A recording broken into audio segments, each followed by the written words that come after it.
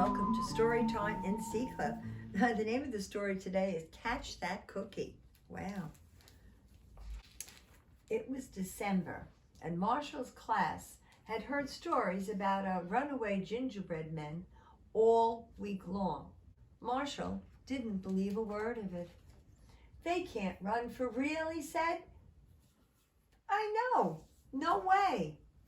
"I hope you're right," Mrs. Gray said, "because we're baking our gingerbread men today." Marshall gave a nod, and he knew he was right. That afternoon, Marshall and his friends poured in the flour and the sugar and some dark, sticky stuff. "That's molasses," Marshall told them. Oh, Marshall was a good mixer, and even when his arms got tired, he kept going with the dough. He couldn't wait to get his cookie. "Ah, wonderful, Marshall," said Mrs. Gray. "You did a fabulous job." Marshall gave a nod. He knew he had done a really good job. He put some good stuff on his gingerbread man, a silver ball belt and 6 eyes. He loved the raisins, and the cookie was looking very tasty. Mrs. Gray double-checked the oven, and once the gingerbread men were safely inside, "Locked," she said.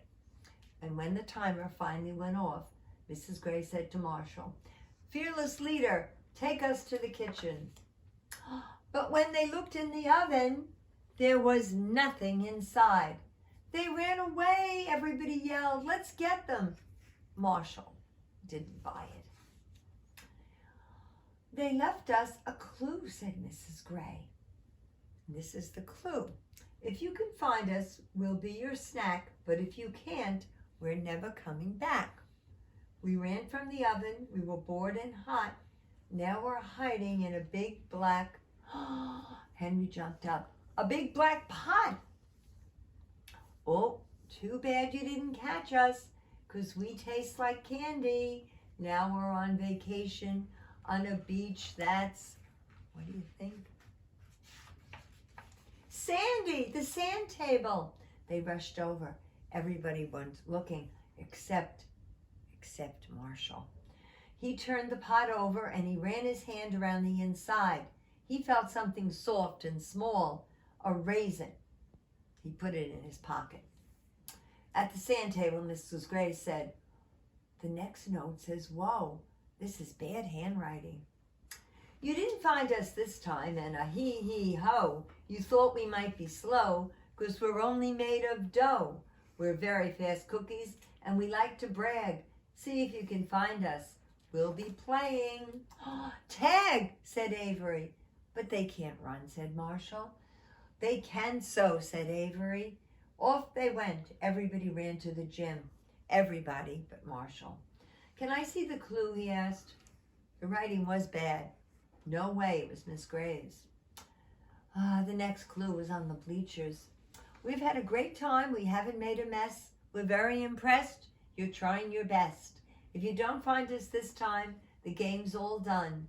You will have lost, and the G-men will have won." "That's not a clue," said Henry. And they were stuck, they were hungry, and they wanted to win. Everyone huddled. But Marshall sat down and he considered the evidence, the raisin in his pocket, the bad handwriting. What if the G-men could run?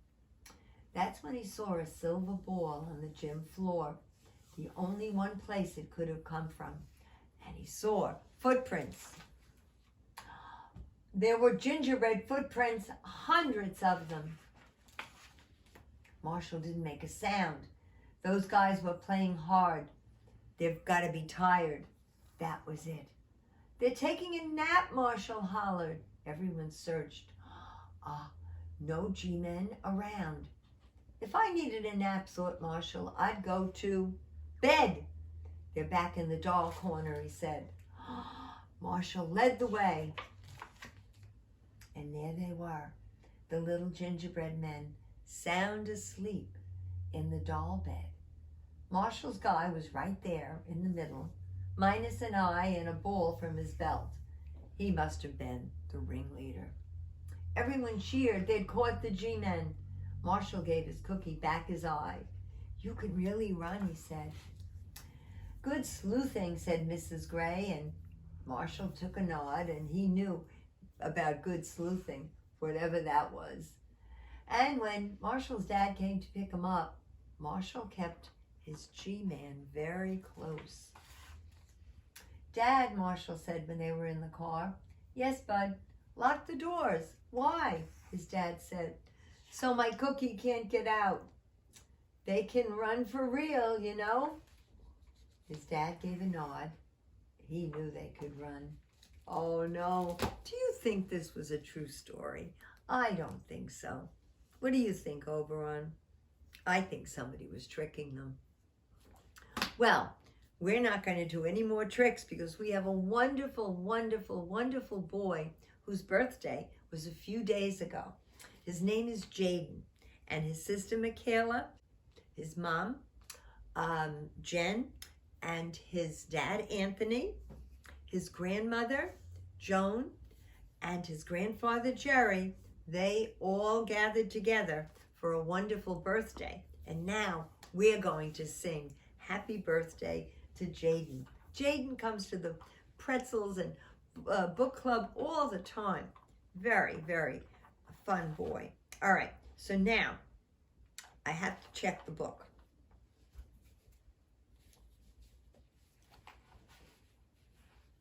All right, here we go. Martha and Clara, these are chocolate. Martha and Clara, James and Anna and Maeve, Molly, Alice and Jolene, Ben and Bee, Bevy, Riley. Oh, Riley, I saw Riley today at the Nutcracker. Tate and Coco, Sophia and India, Graham, Audrey, and Lila, all for chocolate. All right. For the vanilla people, we have Teddy and Wesley, Joseph and Christopher, Harris and Maya, saw them at the Nutcracker too, Marlo, Maxine, Lulu, Lucy, Frida, her brother Luca, Max and Bruce, and Miles and Jackson. And they all voted for vanilla. Oh, Annabelle and her sister Kira. All right, vanilla. So for vanilla, I have 16. And for chocolate, I have 14. Ready? Let's sing. Happy birthday to you. Happy birthday to you. Happy birthday, dear Jaden. Happy birthday to you. Very good. Thank you, cameraman Dan. Thank you, Oberon. Oh, and I have to say, we had a wonderful, wonderful Nutcracker today. And cameraman Dan was Drosselmeyer, and we had such a great turnout. So many of the children that listened to our story time and the adults were there. Okay, thank you, Oberon. Thank you very much. Bye-bye, everybody. Remember, I love you all very,